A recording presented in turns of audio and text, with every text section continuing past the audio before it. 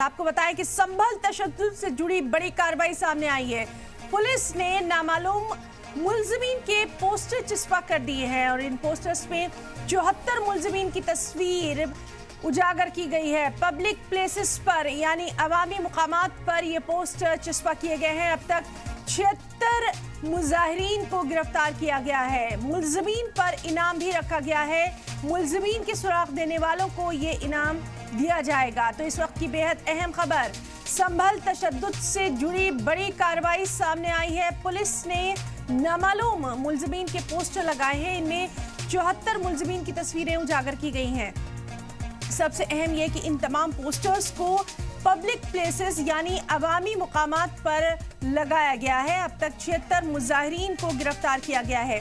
मुल्जिमीन पर इनाम भी रखा गया है। मुल्जिमीन के सुराग देने वालों को ये इनाम दिया जाएगा। इस पर क्या कुछ कार्रवाई होती है उस पर भी लगातार नजर बनी रहेगी। तो बेहद अहम खबर संभल तशद्दुद मामले से जुड़ी हुई, जहां पर एक बड़ी कार्रवाई पुलिस की तरफ से सामने आई है। तो इस वक्त की बेहद अहम खबर जिससे आपको रूबरू करवा रहे हैं संभल तशद्दुद मामले से जुड़ी हुई। देखिए, ये वो तमाम पोस्टर यहाँ पर लगाए गए हैं। पुलिस की तरफ से 74 मुल्जिमीन की तस्वीर इसमें उजागर की गई है। देनी चाहिए ताकि आगे कोई और ऐसा हादसा होने से बचे।